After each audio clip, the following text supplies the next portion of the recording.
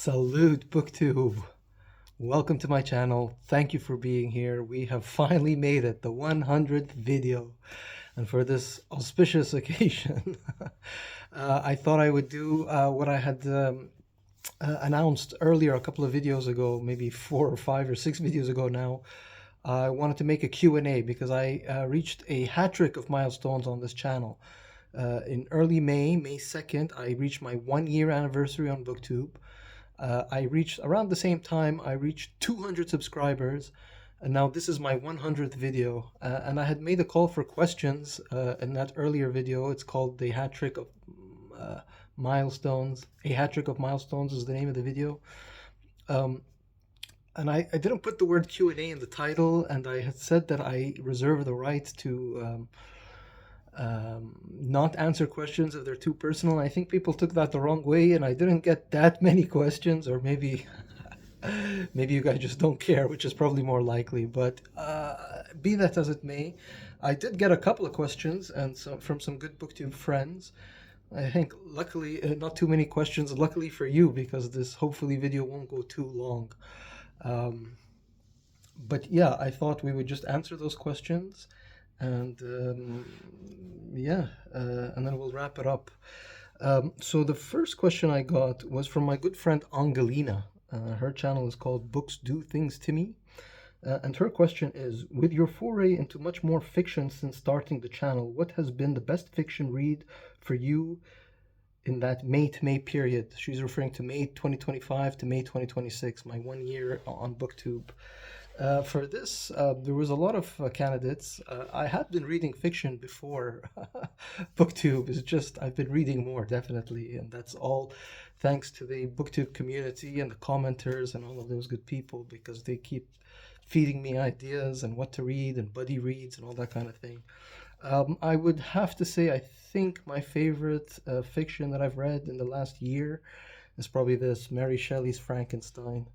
This is a Collins Classic Edition. The one I read was an omnibus, like a combination of Frankenstein, Dracula, and Dr. Jekyll and Mr. Hyde. But I liked it so much I got myself a standalone copy. I know that the Mary Shelley's Frankenstein has multiple versions. There's an original version, then there's a toned down version, and then there's a. So I don't know which one I read. I think I read the toned down version. I think this is the toned down second version, but be that as it may, I highly enjoyed this. Very a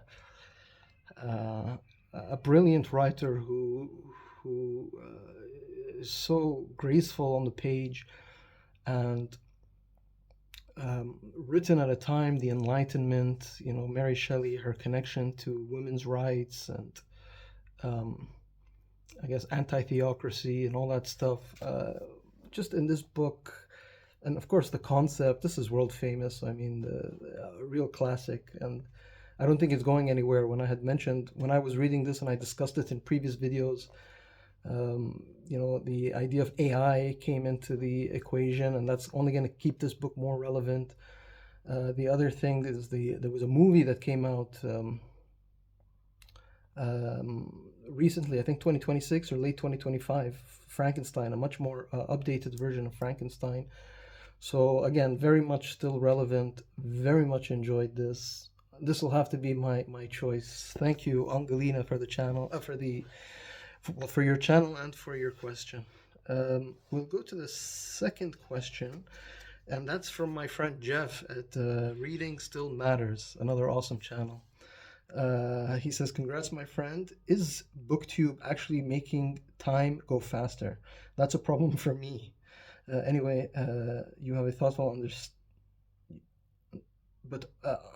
understanding, but always interesting approach to talking about books. I will have to think of a half decent question. Well, he already asked a question. It says, "Is BookTube actually making time go faster?" Definitely, 100%. What's the saying? Time flies when you're having fun, and that's certainly the case with me. Since I've joined BookTube, it's just been a lot of fun. I made a whole bunch of friends, watching a whole bunch of videos, just talking about books. When I'm not reading books, I'm listening to you guys talking about books.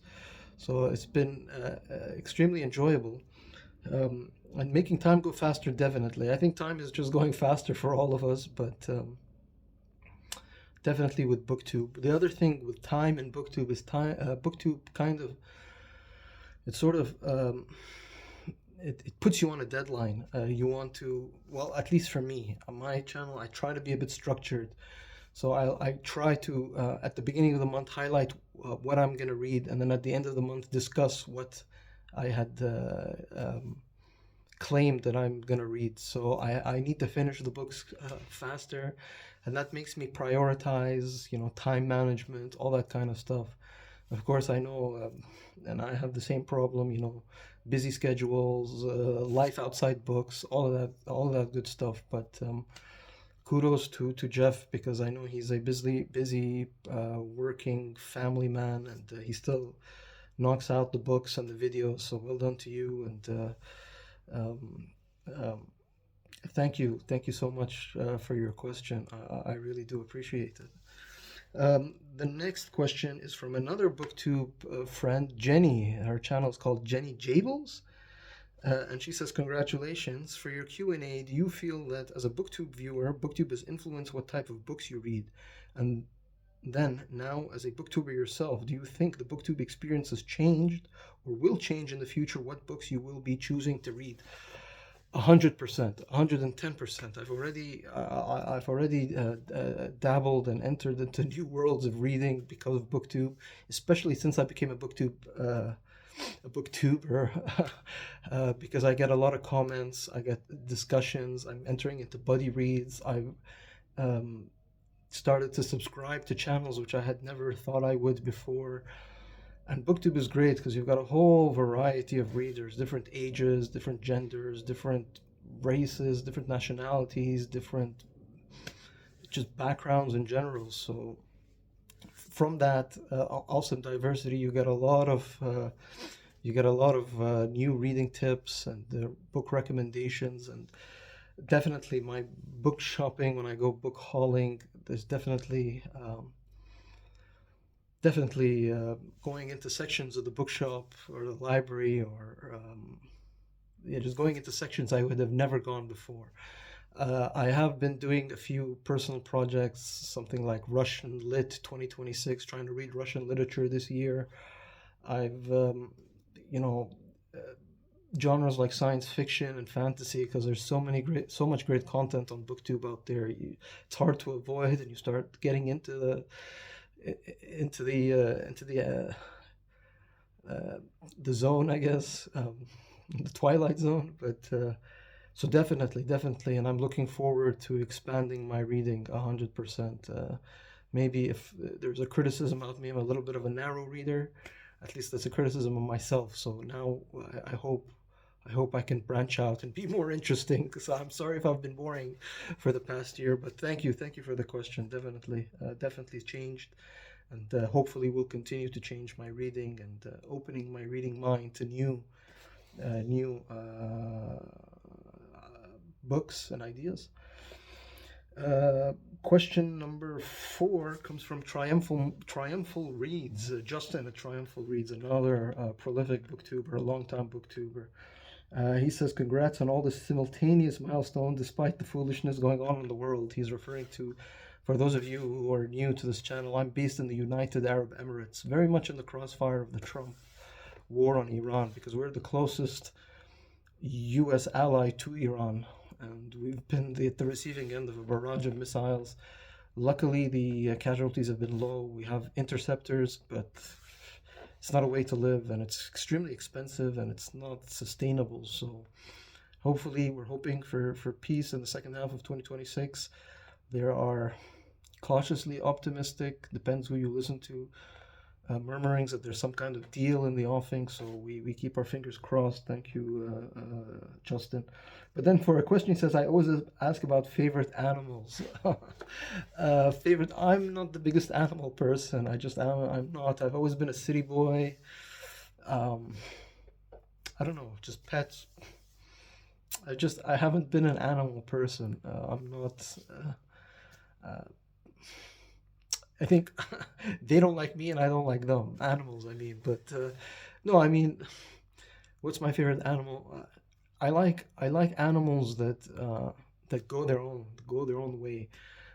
Probably the most apt example of this is the wolf. You know, that whole lone wolf kind of thing. Because I'm pretty introverted, pretty to myself person. I don't mind even, you know, I travel alone. I don't even mind going out alone if I had to. But and then of course reading as well is a very lonely pursuit, very lonesome pursuit. But I think for this, not wolf. I think I would pick the eagle. I think the eagle would be my favorite animal.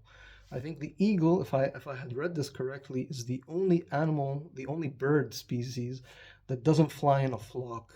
So I think an eagle would be my choice for this question. But I do know that Justin is a avid outdoorsman and reads a lot of biology and animal books. So I hope I answered your question satisfactorily. But thank you, Justin, for the question.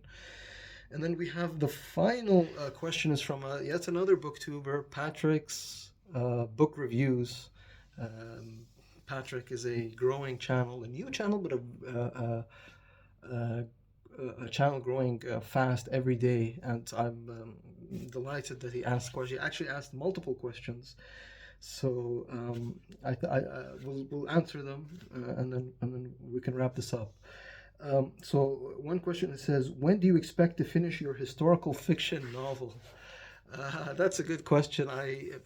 You know, there's a mistake. I read John Steinbeck's The Pearl, and there was a line there. I wish I had brought it so I can give you the quote right away, but it would have taken me time to find the quote. It's somewhere in the middle of the book. But it says, when a man or a person, not a man, a person um, says an idea out loud, it can't be taken back. So I had mentioned in videos that I have this idea about writing a book, a historical fiction book based in Iraq, and based in Iraq really during between the world wars and into World War II. The premise of the book is Iraq essentially under the threat of Nazi occupation, a part of World War II, a very small part of World War II, and not very well known. Uh, just a part of history that very few people know. The Nazis in the Middle East, and of course the British in the Middle East, and the Middle Easterners themselves, the governments there. My book, my idea again was historical fiction, but the main character, the protagonist, is a spy. So, but it's not a spy thriller. It is a historical fiction that just happens to have a spy as the main character. And the book also revolves around the royal family. Iraq, before it was a republic in 1958, was a it was a monarchy, and it was a very pro-British monarchy. And when the Nazis came, that created tension.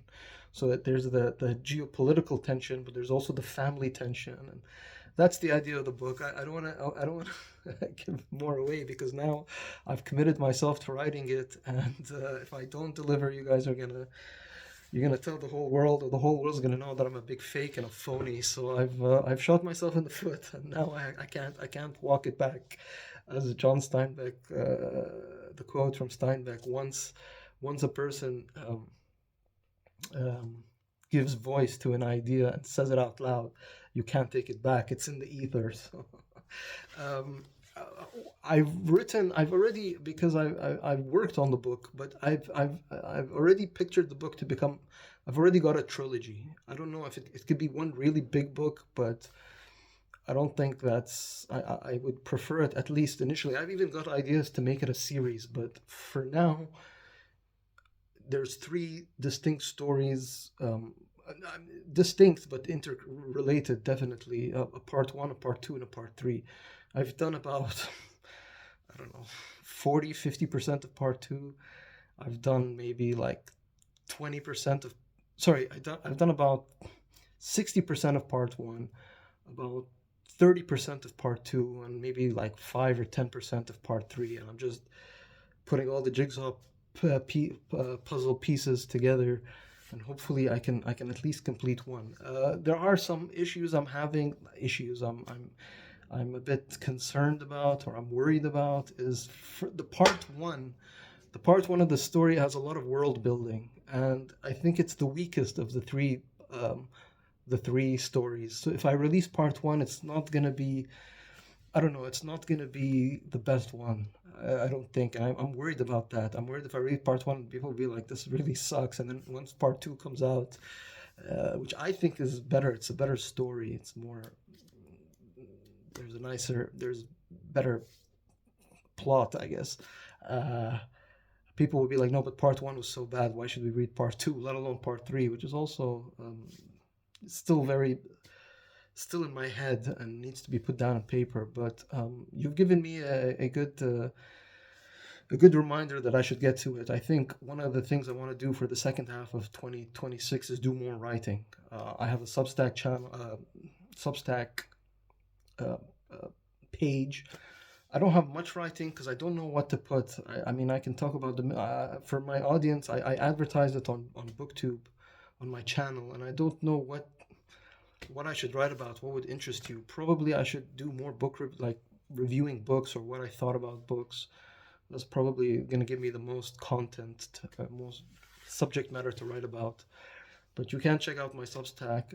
But again, what I'm writing is historical fiction. Although the other issue I'm having is I'm mostly a nonfiction reader. When I'm trying to write historical fiction, when I'm trying to write a novel, the issue I'm having, and that's again the issue is biggest in part one because I'm world building, is the info dumping. The book is starting out as a fiction work, but it's quickly becoming nonfiction. It's becoming history, and I don't want to do that. I want it to be a story with characters and plot and a little bit of suspense, ideally. So yeah, just a lot of excuses to say that it's. I don't know when it's going to be ready, but I hope so. I hope so.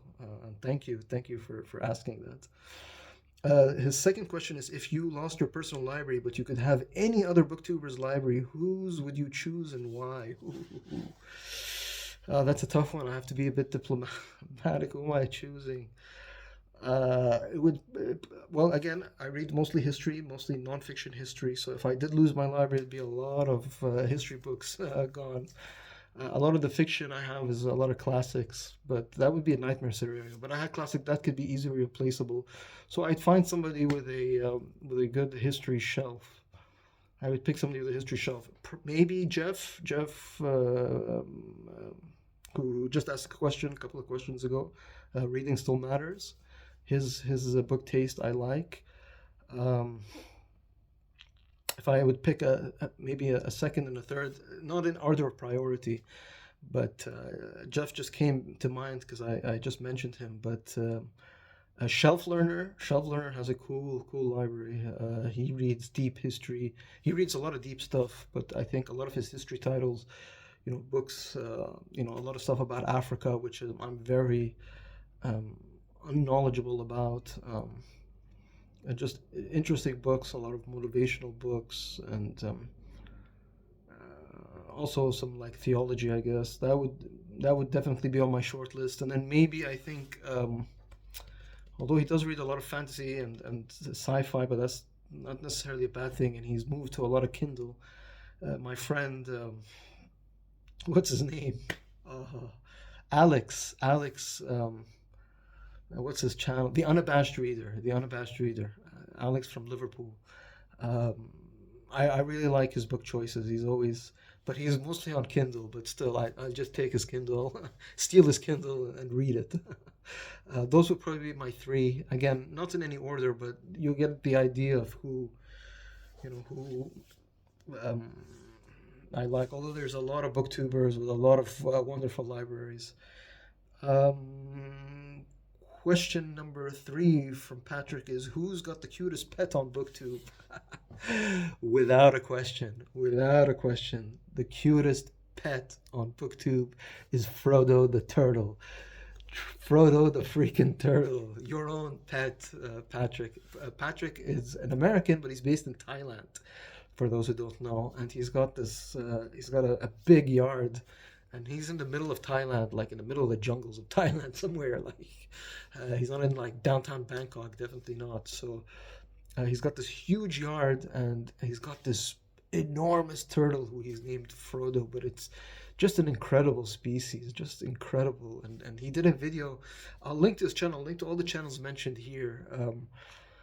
You should check it out. He went up close and he started feeding the turtle and just following it around, and just incredible, just incredible. How many people can say I've got a giant turtle as a pet? Not a lot of people. So definitely Frodo the turtle, no question. Uh, and Patrick, if the booktube gig doesn't work for you, you've got a fine future with the folks at National Geographic if you want. Just awesome footage. He also had another video with a snake attacking a frog in his backyard. So, um, yeah, I encourage you guys all to watch it. So, thank you for the question, Frodo. Frodo the turtle. No competition.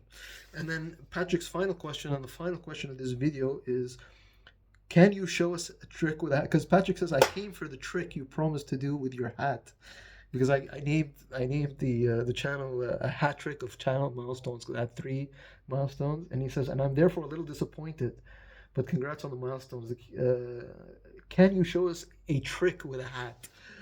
Uh, I'm not the most. Um, I don't know. I'm not the biggest trickster. This is not really my thing, but I do have a hat. I brought some props. I'm gonna try this. I tried a bit just before I started recording, and it didn't work out. If it works out here on the on this video, it'll be a miracle. But I'm gonna give it a try. So this is the trick I know with a hat, Patrick. Here goes. 1, 2, 3. Oh, it didn't work. Let me try again. Let me try one more time. 1, 2, 3. Okay, I tossed it wrong. Third strike. Third time's a charm. 1, 2, 3. It's supposed to fall on my head. It's supposed to fall. I'm not gonna edit it, but it's supposed to fall on my head, and like it's supposed to land like this, and I'm supposed to go like, phew, but it didn't work out. But thank you, Patrick, for your questions. I hope you enjoyed the hat trick. I hope all of you enjoyed the hat trick. Thank you for all the other people who asked questions. I'll link all of your videos below. I did want to end this channel again with a big, big thank you to all of you. 200 subscribers, 1 year on this platform, 100 videos in. I really appreciated all the comments, all the booktube friends I made, all the commenter friends I made, the emails I got at the time when the war was happening here, the attacks, all the support that I got. It really, really did mean a lot. So I'm just appreciative. I'm hoping. I'm already committed for the at least to the end of the year. Although I've started getting questions about let's do this buddy read next year. So I'm pretty committed, and we'll see. Hopefully, long may it continue. I hope you're enjoying it. I'm hoping to improve the channel, maybe improve the graphics. I'm becoming a little bit of a diva. I'm thinking about getting ring lights. I'm thinking about getting a microphone.